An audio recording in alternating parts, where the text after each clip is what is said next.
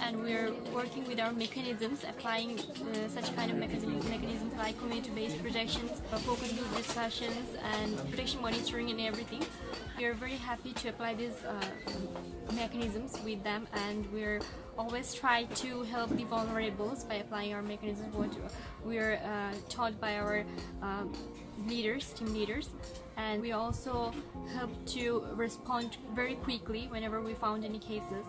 There is a connections between community people and with the general protection teammates. Now we are very common face in these communities. The people invited us in tea stalls and marketplaces for have tea with them.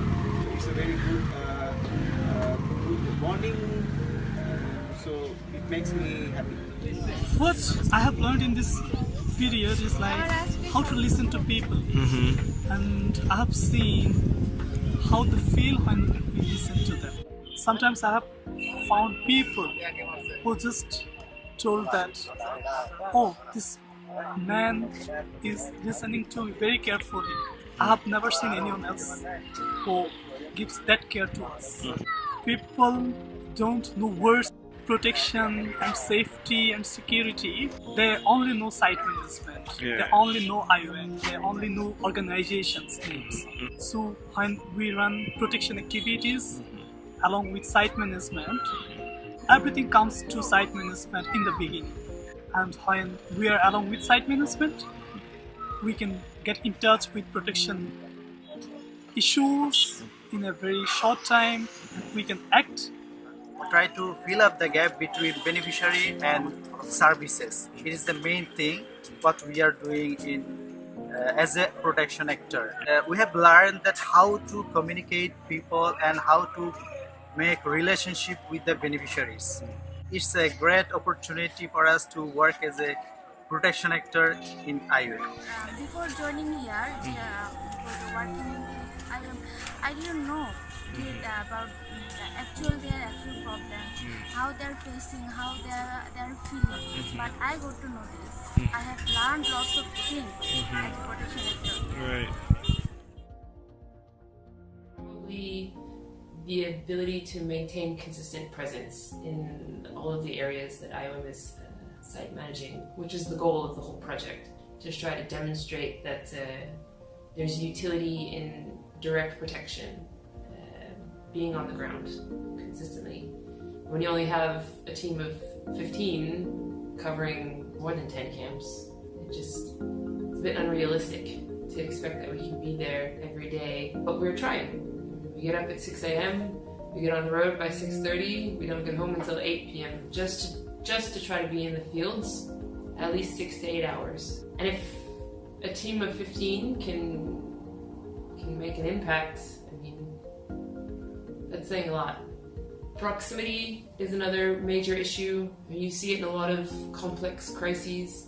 Humanitarians are living farther and farther away from the affected communities, and it has a real negative impact on implementation, especially for protection. When the goal is to be building relationships, building trust, building acceptance in these communities, I mean, it's hard to do when you can only spend a few hours a day with them. Whenever we take a case in our shoulders, I think it's become a responsibility. We have GBB team, we have CT team, we have CT team. They have their own responsibilities. Those three teams have their own cases, GBB cases, CT, whatever. After that cases, there's so many things in a camp, so many security issues, like in every household level. And also we are solving most of the cases. We're not solving alone.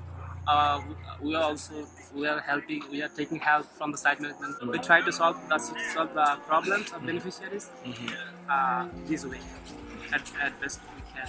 So far, I want to share something about this relocation. So as you know that time it was very rainy and the road was very tough.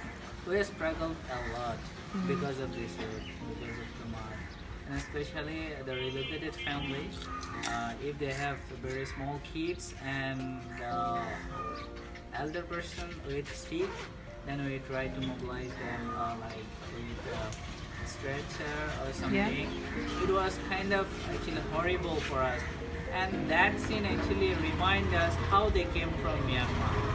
Because this time we have a lot of people from IOM, from other NGO, we are just trying them to relocate with their staffs, with their family members. But that time they came alone with their family. It felt very difficult to work, and we just felt emotional. We are unable to fulfill every kind of demand they're just asking from us.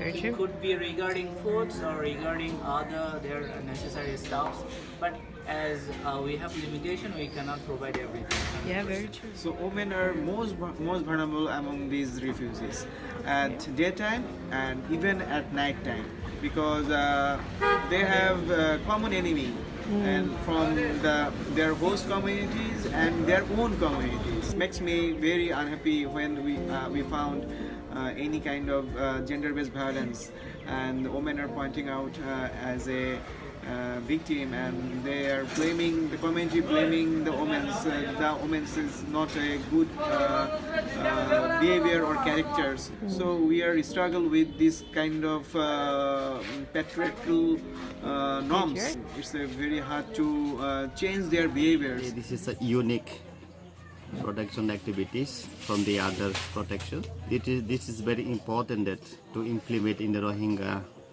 crisis, because some other protection actors, they are implementing their activities according to their schedule, I mean log frame or something like that. As per my understanding, there is not that much logical framework, but that's why this is very unique, that we have to cover all the things we have in the camps level. Last couple of months we have been doing very successfully the protection activities that comes to us.